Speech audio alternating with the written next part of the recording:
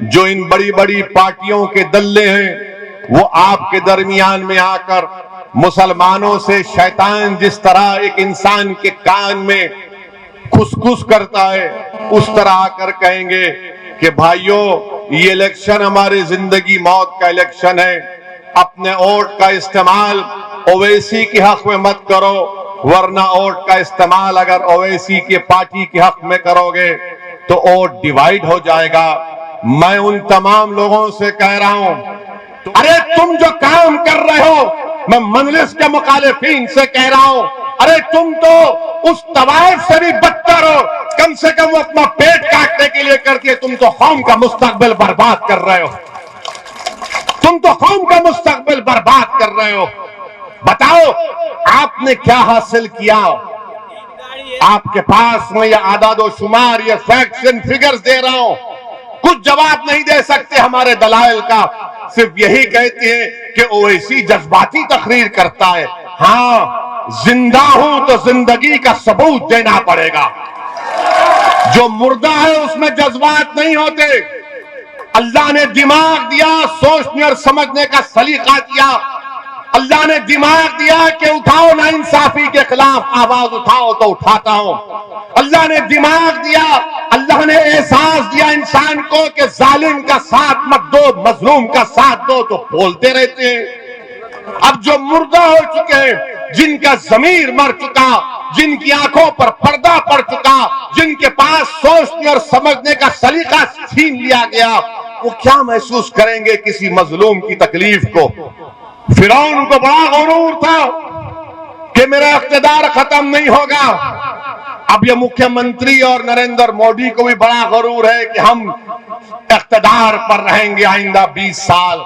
इंदिरा गांधी को भी यही ख्याल था कि मुझे कोई नहीं हरा सकता, मगर सियासी तारीख गवाह है कि जिस किसी ने यह समझ लिया कि इख्तिदार पर हमेशा रहेंगे, कुदरत ने उनको इख्तिदार से बेदखल किया। इंशाअल्लाह ताला वो दिन दूर नहीं है जब उत्तर प्रदेश में योगी और बीजेपी की सरकार नहीं बनेगी इंशाअल्लाह ताला। ये बीजेपी वाले कितनी बड़ी चोरी करते हैं देखो आप। क्या किए, नोएडा में जो एयरपोर्ट का संगे बुनियाद रखा गया तो इन्होंने सोशल मीडिया पर बीजिंग के एयरपोर्ट की फोटो डालकर कहा नरेंद्र मोदी इस तरह का एयरपोर्ट बना रहे हैं।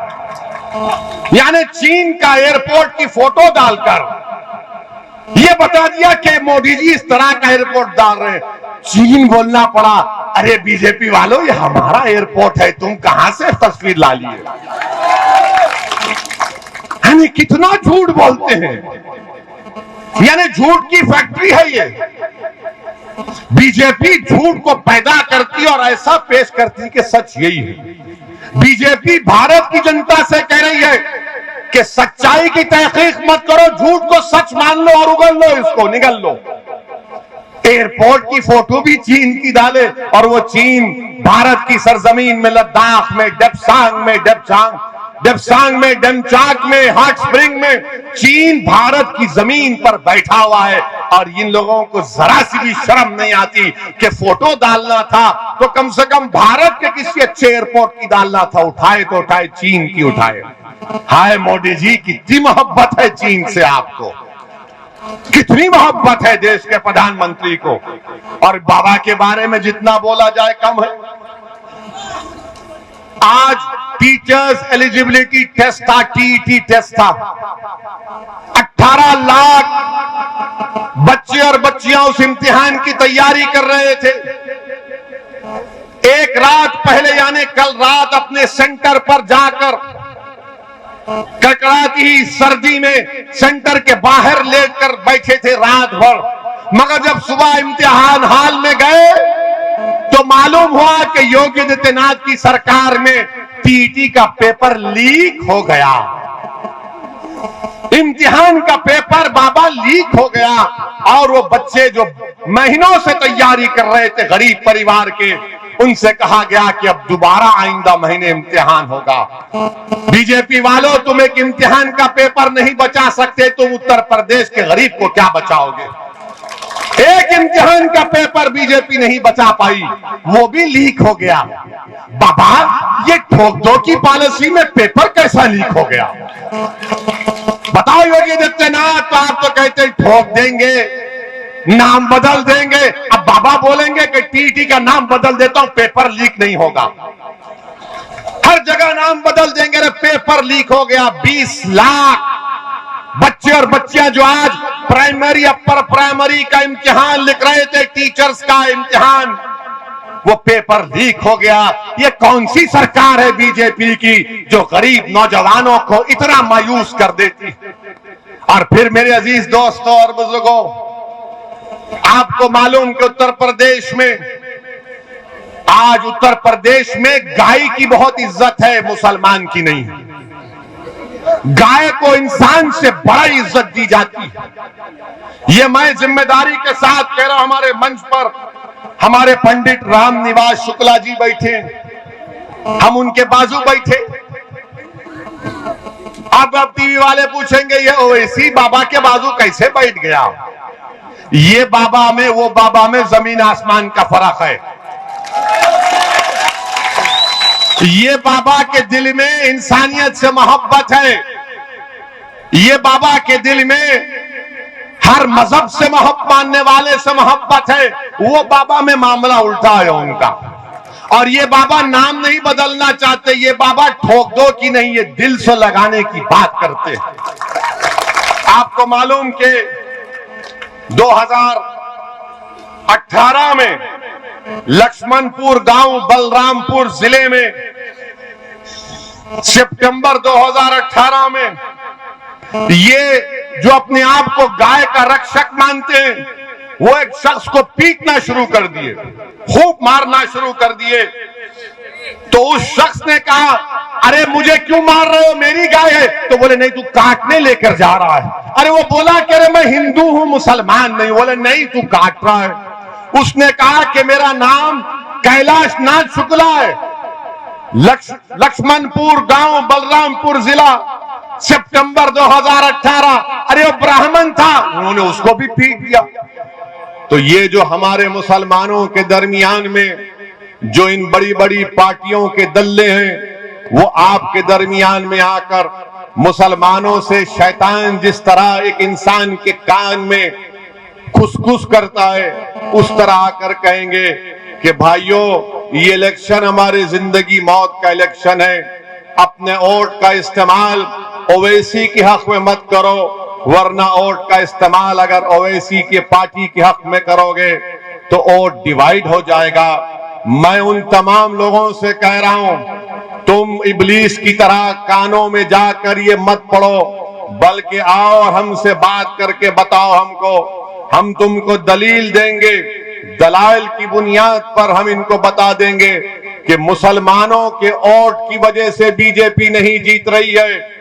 बीजेपी अगर मुल्क में 2 मरतबा नरेंद्र मोदी भारत के प्रधानमंत्री बने हैं और उत्तर प्रदेश में अगर बीजेपी की सरकार बनी है, और अगर उत्तर प्रदेश में 2014 में समाजवादी बीएसपी कांग्रेस नाकाम हुई और बीजेपी के 70 के करीब 2014 में उनके एमपी कामयाब हुए, और 17 में समाजवादी और कांग्रेस ने मिलकर इलेक्शन लड़ा, तब भी 300 असेंबली सीट पर बीजेपी कामयाब हो गई। 19 का इलेक्शन आया पार्लियामेंट का 2019 का, तो समाजवादी और बीएसपी मिलकर लड़े, तब भी सिर्फ 15 लोकसभा की सीट पर कामयाबी हासिल करे। बाकी पार्लियामेंट की सांसद की सीटों पर बीजेपी कामयाब हो गई।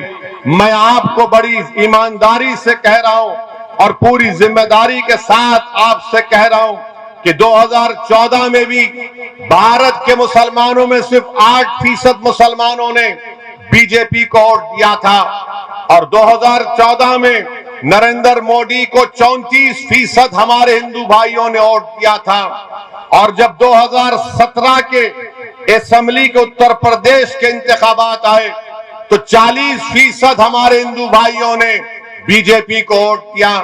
जब 2019 के पार्लियामेंट के इलेक्शन आए तो उत्तर प्रदेश में 75% हमारे हिंदू भाइयों ने बीजेपी को वोट दिया। 2019 में 75% मुसलमानों ने समाजवादी और बीएसपी को वोट दिया, तब भी उनके 15 जीते।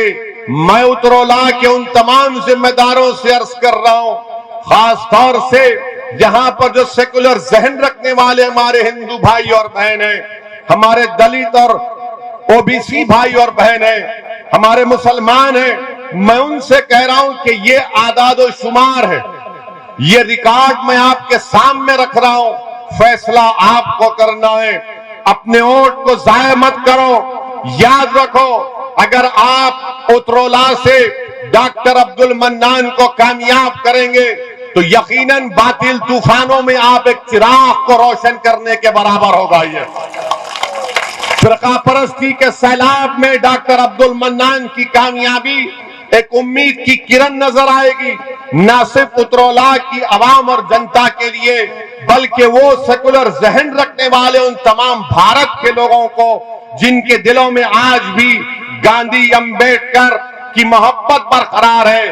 हाँ, अगर वो लोग कामयाब होंगे तो याद रखो, ये कामयाबी सेकुलरिज्म की नहीं होगी।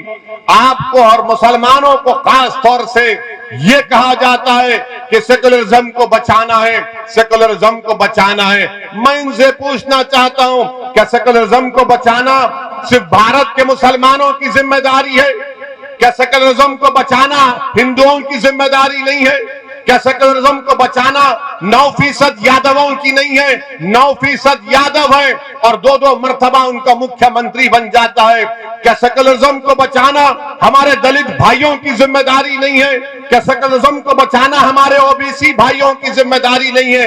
क्यों नहीं ये सब लोग मिलकर इनसे कहते हैं कि सेकुलरिज्म को बचाओ, मगर सेकुलरिज्म को बचाना सिर्फ मुसलमानों के गले में जिम्मेदारी डाल दी जाती है। हमारे गले में सांप डाल दिया जाता है और हम इस सांप से बचाने की अपने आप को कोशिश करते हैं। ये सांप हमको ही डसता है, उनको नहीं डसता। हम बर्बाद होकर रह गए। 60 साल भारत के मुसलमानों ने सेकुलरिज्म के नाम पर इन तमाम नाम निहाद सेकुलर पार्टियों को वोट दिया।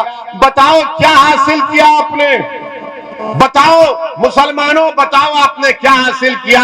आपने समाजवादी को इख्तियार किया, मुलायम सिंह यादव को मुख्यमंत्री बनाया, आपने वोट दिया, अखिलेश को मुख्यमंत्री बना दिया, आपने बहन मायावती को मुख्यमंत्री बनाया, उससे पहले बरसों आपने लोकदल और कांग्रेस को वोट दिया। अरे बताओ, क्या तुम्हारे पास कोई तरक्की हुई? क्या तुमने कुछ हासिल किया? ये भी आपको बता रहा हूं कि हुकूमत की तरफ से बात नहीं बताई जाती, बल्कि माहिरीन ये कहते हैं कि भारत में अगर कोई बेटा अपने बाप से कम कमाता है, अगर कोई बेटा अपने बाप से कम पढ़ा लिखा है, अगर कोई बेटा अपने बाप से गरीब है, वो कौन है? वो मुसलमान है, वो मुसलमान है। और मैं सच्चाई के साथ आपसे कह रहा हूं, अपने घर में अपने बेटे को देखो, कहां है तुम और कहां है तुम्हारा बेटा? तुम अपनी जवानी में अगर आज कोई 60 साल का है तो अपने दिल पर हाथ रखकर पूछो, अगर तुम्हारा बेटा 25 साल का है तो तुम 25 साल में क्या कमाते थे? उससे कम तुम्हारा बेटा आज कमा रहा है। इसको इंटरजेनरेशन मोबिलिटी कहते हैं। ये मुसलमानों में सबसे कम है। सबसे उत्तर प्रदेश में सिर्फ 2% मुसलमान ग्रेजुएट होते हैं, सिर्फ 2%। उत्तर प्रदेश में सबसे ज्यादा बच्चे और बच्चियां स्कूल के बाहर है, मुसलमान है। कौन इसका जिम्मेदार है? ओवैसी जिम्मेदार है। कौन जिम्मेदार है इसका? इसका जिम्मेदार आप हैं, क्योंकि आपको धोखा दिया गया। आपको हर चुनाव में आकर कहा गया कि जिंदगी और मौत की बात है, सेकुलरिज्म का मामला है, मुसलमानों एक होकर कभी समाजवादी को दे दो, कभी बीएसपी को दे दो। मुसलमानों, इस चुनाव में तुमको एक होना है अपने लिए, अपने मुस्तकबिल के लिए, अपने नौजवानों के मुस्तकबिल के लिए। आपने हमेशा वोट दिया इन पार्टियों को, मगर क्या तुमने कभी वोट दिया अपने आप को? क्या तुमने वोट दिया अपनी तरक्की के लिए, अपने बच्चों के स्कूल के लिए, उत्तरोला में एक रेलवे की लाइन के लिए, उत्तरोला में स्कूल और पॉलिटेक्निक के लिए, उत्तरोला में चीनी के मिल में कीमतों को दिलाने के लिए? यही बात मैं आप से अर्ज करने आया हूं कि आपको अपने वोट का सही इस्तेमाल करना है। डरने और घबराने की जरूरत नहीं है। अपने वोट से अपनी पार्टी के उम्मीदवार को कामयाब करिए।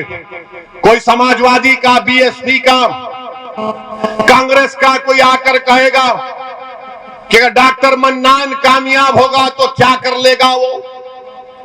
कोई पूछेगा आपसे कि अगर मंजलिस के 10-15 एमएलए इंशाअल्लाह उत्तर प्रदेश में कामयाब हो गए तो क्या करेंगे।